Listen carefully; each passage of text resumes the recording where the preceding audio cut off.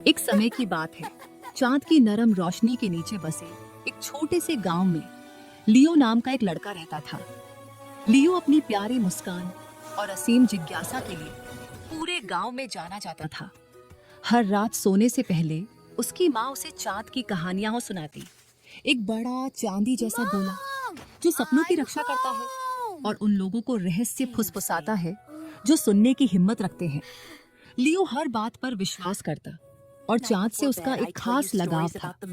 एक साफ रात जब तारे छोटे छोटे हीरों की तरह चमक रहे थे और चांद आसमान में नीचे और उज्जवल लटका हुआ था, लियो ने तय किया कि वह अपना एक खास राज चांद से साझा करेगा। खिड़की की सीट पर गोल मोल होकर बैठकर उसने अपनी आंखें बंद की और मन में एक इच्छा की, कृपया प्यारे चांद, उसने धीरे से फुसफुसाया, मुझे एक ऐसा दोस्त मिलवा दो जिसे मेरी तरह रोमांच पसंद हो। जब हवा पेड़ों के बीच नाच रही थी और झींगुर अपनी रात की धुन गुनगुना रहे थे, चांद भी मानो समझते हुए चमक उठा। उम्मीद से भरा लियो अपने गर्म कंबल में दुबक गया और नींद की गोद में चला गया। अगली सुबह उजली और खुशियों से भरी थी। जब लियो गांव के चौक की ओर जा रहा था, उसने एक लड़की को देखा जिसे उसने पहले कभी नहीं देखा था। उसके बाल बादलों जैसे घुंघराले थे और उसकी मुस्कान सूरज की तरह चमक रही थी। उसका नाम लिली था और वह हाल ही में अपने परिवार के साथ गांव में रहने आई थी। लियो, जो कि बहुत दोस्ताना स्वभाव का था, उत्साह से हाथ हिलाकर बोला, हेलो। लिली ने भी हाथ हिलाया। उसकी आंखें जिज्ञासा से चमक रही थी। हेलो, मैं अभी अभी यहाँ आई हूँ, क्या तुम मुझे यहाँ घुमा सकते हो? उसने पूछा। नए दोस्त की संभावना से उत्साहित होकर लियो तुरंत तैयार हो गया। दोनों ने हरी भरी खेतों की सैर की, कल कल बहती नदी के पास खेले और नीले आसमान के नीचे चलते हुए एक दूसरे से छोटे छोटे राज साझा किए। जल्द ही लियो को महसूस हुआ कि लिली को भी रोमांच उतना ही पसंद है जितना उसे।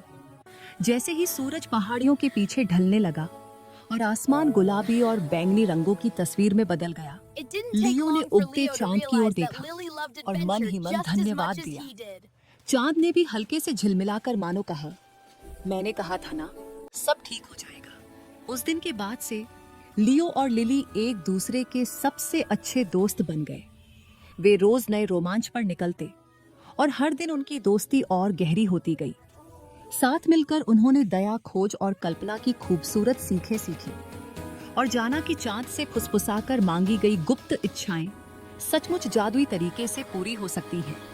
और हर रात जब लियो बिस्तर पर लेटता, वह चांद की ओर मुस्कुराता, उस अद्भुत दोस्त के लिए आभारी जिसे चांद ने उसकी जिंदगी में भेजा था।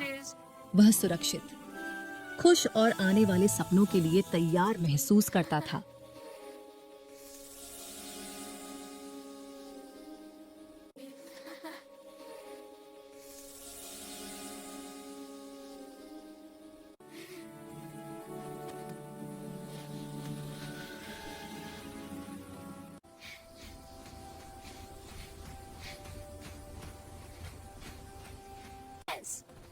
Subscribe our YouTube channel CosmoTunes TV for more fun.